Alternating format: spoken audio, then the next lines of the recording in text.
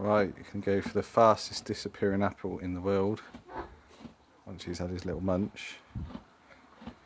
A little sniff. Ooh, ooh, yes.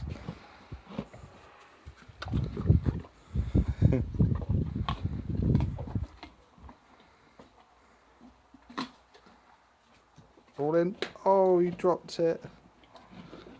He don't normally do that.